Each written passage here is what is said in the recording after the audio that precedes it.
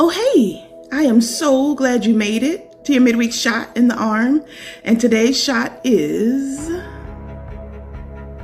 confronted. You ready? Let's go. Today's shot is directly from our devotional titled, Don't Leave Me in the Dark Alone. After the shot, you can access the devotional by going to buildersofthefaith.com. Engaging in weekly devotionals helps you apply PBP to your lives. That is practical biblical principles. So let's dive in. Confronted, simply put, is to face, meet, or deal with difficult situations or even a difficult person.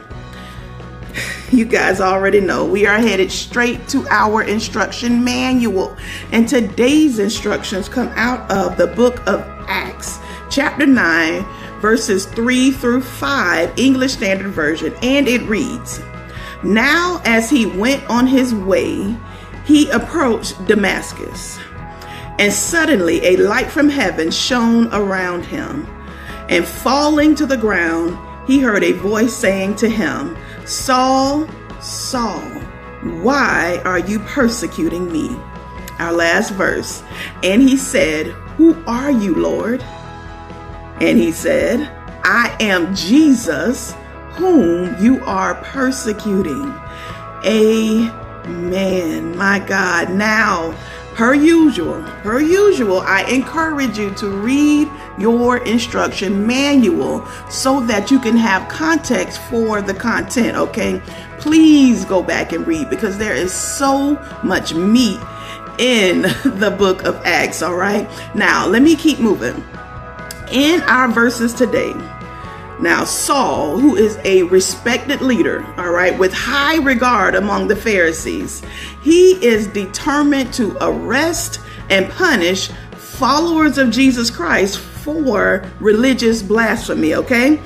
He is on a bona fide mission, all right, to get it done. He's already been doing it, and he's on a bona fide mission to continue to see it through, all right? So he is literally approaching a nearby city called Damascus, and this is where followers of Jesus have fled. All right. And there are several synagogues in Damascus. All right. So the message of Jesus Christ is spreading like wildfire. And here comes Saul, right? He's ready to end this movement because he truly believed that he was doing what was right.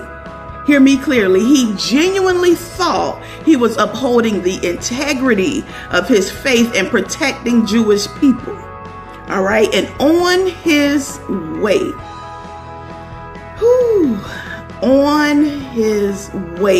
he was confronted by Jesus.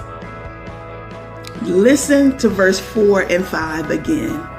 And falling to the ground, he heard a voice saying to him, Saul, Saul, why are you persecuting me? Verse 5, and he said, Who are you, Lord? And he said, I am Jesus, whom you are persecuting.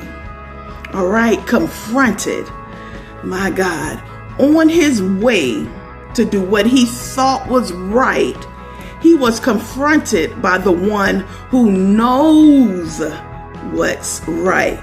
All right. So I want you to think about a time where you just knew you were doing the right thing. All right. You were in charge. You're the leader. People respected you. You've done it several times with good results. And then all of a sudden, on your way to do what you've been doing successfully, you have an encounter. My God. You have an encounter on your way to do what you thought was right. Follow me as I transition.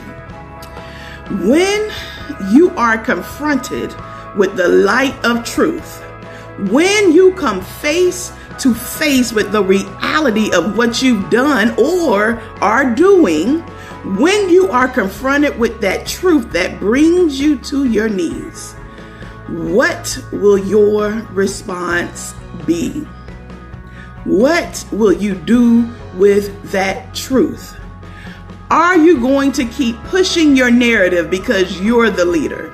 All right, because you're respected, because you are not about to be embarrassed?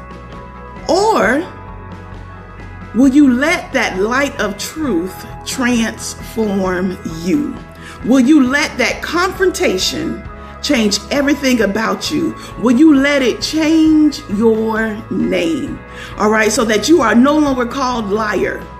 You're no longer called womanizer. You are no longer called the girl that's easy. You're no longer called manipulator, no longer bound or associated with the things that you thought were okay to uphold.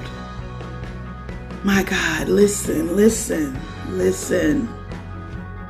When you are confronted with the light of the truth, you have a decision to make. And I encourage you to humble yourself, accept the truth of the living Lord that can change everything about you. Selah. Whew. Thank you. Thank you so much for joining me today. If you found value in our conversation, please like and share so that we can inspire others with the message of hope. Until next time.